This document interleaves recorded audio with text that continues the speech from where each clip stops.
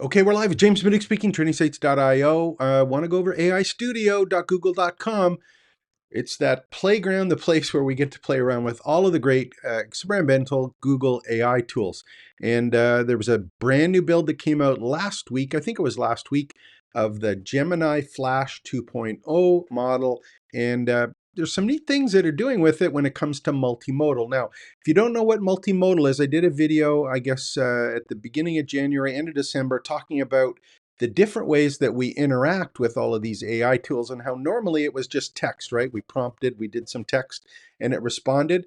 The Gemini 2 Flash model that was available here at AI Studio was something that was called a multimodal model. And what that means is that instead of us typing, it allowed us to basically show our computer screen and or a camera or webcam, and to be able to interact with voice directly with the AI tool. Now that was on the input side. What they just announced today, or last week, sorry, is that they have the new version of the Gemini, it's Gemini 2.0 Flash, but it's image generation experimental is the term they use for it.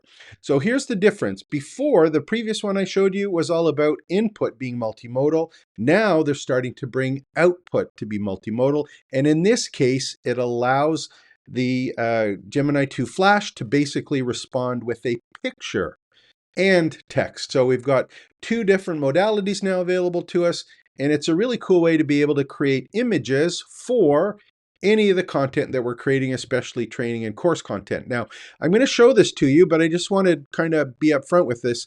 This is the experimental one, doesn't work perfectly all the time. And I can show you from experience as we go through these. I've been playing around with it, and there's some things that it does really well, and there's some things that it's just like not ready for prime time. So let's take a look. And if you're not familiar with it, I'll just do a little bit of a background on the whole AI Studio part and where it shows up. So if you haven't been here before, the links are always included in the descriptions below. And as well, if you want to go to trainingsites.io/join, you can see the link at the bottom of the video here. That's my AI Learning Campus. It's open to everyone who wants access to any of the course content, videos, tutorials, prompts. Everything that I've done is available there for free. So here is aistudio.google.com. And if you have an active Google account, you can come in and open this up. Now, by default, you're going to see this kind of interface, but sometimes you may see some different kind of buttons that are here. And the reason those buttons change is if you look on the right-hand side where it's got run settings here up and down on the right-hand side, there's the model that we can pick and then the output format. And by default, it just shows Gemini 2 Flash. And if we were to go and basically refresh the screen, you're going to see we've got which is bigger, solve geometry. We've got some different things that we can try and play around with here. But I changed it, and this is the one I want you to change it to, where it says Gemini 2 Flash Image Generation Experimental. So I'm going to click that, and you can see that the different prompts to get you started have changed. And then also output format, I made sure it was on images and text. If it's just text, they're changed, but if it's images and text, you can see that they changed again. Now, they have three examples there, and I'm going to use two of them today. And the reason I'm going to do them, remember, whenever I look at these tools, the reason I'm looking at them is to see how can I use them, or how do these apply to creating educational content in business. So if you're starting, building, growing an education business, you're teaching a skill, anything along those lines where you need some graphics, here's something that can help you out and streamline or minimize the amount of work that you have to do to actually get graphics that represent what you need in any of these courses and lessons and materials you're creating. And remember, this is a text to image generator. So the better that you are at not only explaining what it is that you want, but doing consistently, you should get more consistent results out of it. And as I said, this is something that's just been launched. This is in like the sandbox. Doesn't mean it's perfect, but you can kind of extrapolate where things are going with this. So here's the first thing I'm going to do. And I've opened up a couple of these in the screen before. So I may move from the tabs to the back. And I'm going to, if you look at these ones here, you can see there's image editing, and this one, edit image of croissants. And they had a visual story, which was kind of cool. And then they have this one, birthday card, which I'm not going to spend a lot of time on. But this one here is the first one, is image editing. Whenever, you have a couple choices when you're creating a course material or video tutorials. It's like you either have to have an existing image, or in many cases, you'll have to go find some stock footage or a picture that you can use royalty free, and hopefully in many cases, or you may have to use a template on a tool like Canva and then adapt it to what it is that you want to do. Well, we're in a situation where we can be using the Gemini 2, in this case, Flash model, but we're going to have the ability to generate the pictures that we want as opposed to using a template or searching for something. So how does that work? Well, let's just take a look right here. I'm going to click image editing, and this is basically, we're going to see a quick prompt, and it was basically saying, show me some croissants. And what happens is the prompt was just a simple one. Show me a picture of a croissants. And then that was the actual picture that showed up. So you can see it's very realistic, lifelike, really good picture.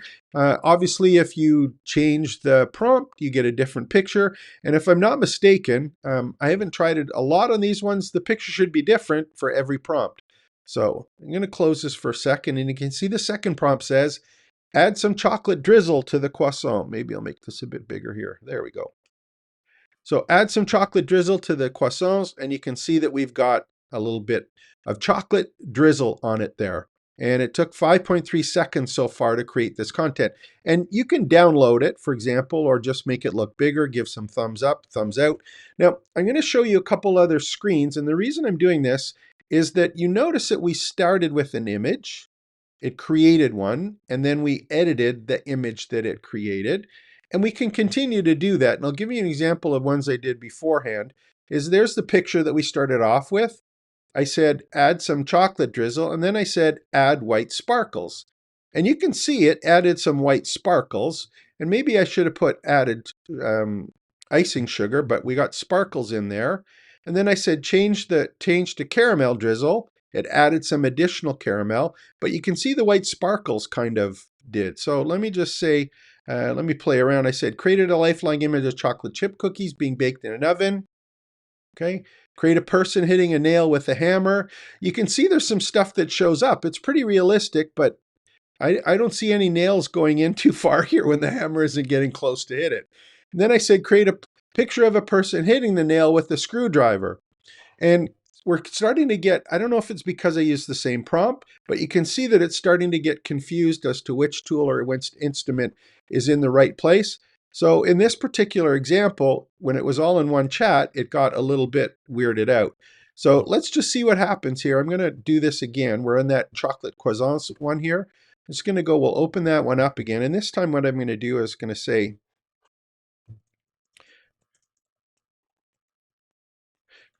add some icing sugar. Let's see what happens.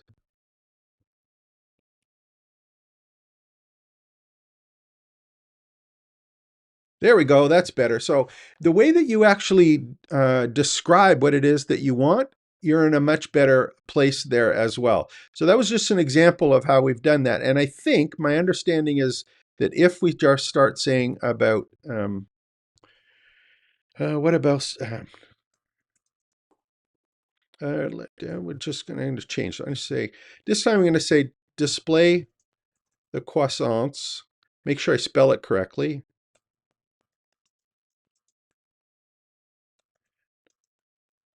Just going to say display the croissants on a white plate, and we'll see what happens. So this is one that you just want to get in and start playing around with. The thing that I like about this is that the images that are creating are very realistic. You can ask for animations and other things, but we're in a position here where we've now got our croissants, and they've actually got the white icing sugar, and they've now been put onto a white plate. So this is an iterative process. We can change, alter, edit, anything that we want here, and then be able to download them and use them in the course materials or the lesson materials that we're doing. Now, I'm going to be upfront with you. Is it perfect? Do you have to be able to describe what it is that you want? Are you able to describe or get an image of what it is that you need for the actual content that you're creating? Not really sure, but I suggest that you get in and start playing around and see how this actually works for you. Now, I'm going to go to create a prompt here again. We'll open a new one. And you saw there was image editing. That's the one we just did. And there's visual story. And then I'm going to come back to image editing in a second. So visual story was one that was kind of cool. It caught my eye when it comes to doing stuff for online courses. And the reason that is because a lot of times when we're creating course content right now, it's like you prompt something on one of the AI tools, you get some text back, you put it into a lesson, you get lazy, you get a video script put together, but it's very dry and technical.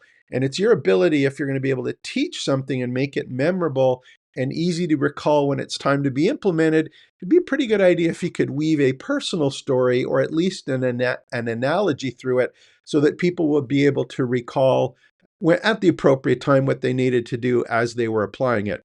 So visual story kind of caught my eye as to something that might be interesting. So I thought I'd play around with that. And let's do that right now. And again, I'm in the Gemini 2 Flash model with the image generation experimental. And let me just go back here quickly for a sec. That's the one that says visual story here.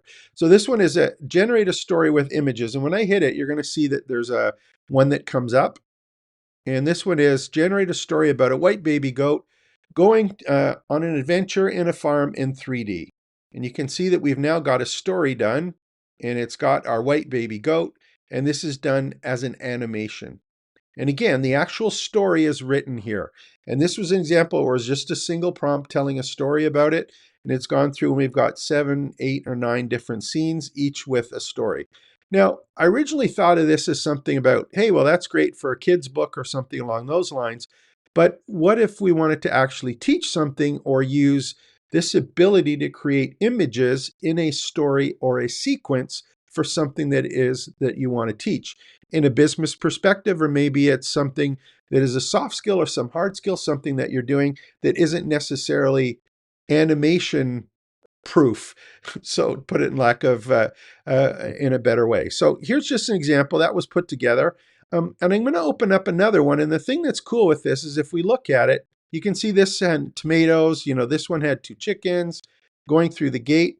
I ran this same prompt earlier. And on this one, you can see that the images are different. So each time this actually gets created, it changes the way that the animation actually gets depicted or the images get depicted. Now, I was playing around with this and I'm going, wow, that's pretty cool. What else can we do with it? Well, I did a couple examples and they're not ready for prime time in my opinion anyway. So I was playing around with this and I didn't start a new chat, but I was talking about, let's do a black cat in a gym. So this one here, let me just see if I can put the prompt up here. Read the one I said. I said, generate a story about a black cat in a gym learning yoga done in a 3-tone cartoon animation. For each scene, generate an image. So I only gave it 2 sentences. And what it started to come up with here is our black cat in the studio. And you can see it's got wood floors just like a studio. It's got the mirrored background. I said yoga mat. So we've got the yoga mats and the cat doing the downward dog pose, which is a little bit of a downward facing dog. Looked a bit, so it actually put the text in and explained it. So it was kind of a good idea in that respect, but the images, of course, aren't something that is absolutely perfect. I thought I'd, change the cat to a poodle, and it got a little bit of a poodle version, and it changed the gym. So it updated the gym a little bit. I thought it would be better for downward dogs. It's not perfect, but again, you get the gist of it. And then here's the other thing I just wanted to make sure you understand on these ones.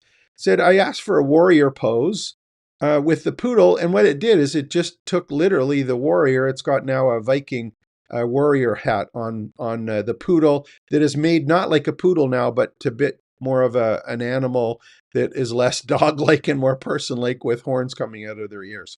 So this was just kind of interesting playing around with it, and that's what I suggest you do. Spend some time, play around with it, and see what you can come up with.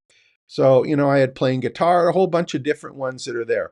This is not perfect by any means, but it gives you an idea on what you're going to be able to do soon when you have some kind of story or analogy that you want to tell, and you want to be able to put consistent images in those without having to go outside or into different applications to create what you want. Is this perfect for things like infographics and processes and Venn diagrams and quadrants and some business stuff? No, not at all.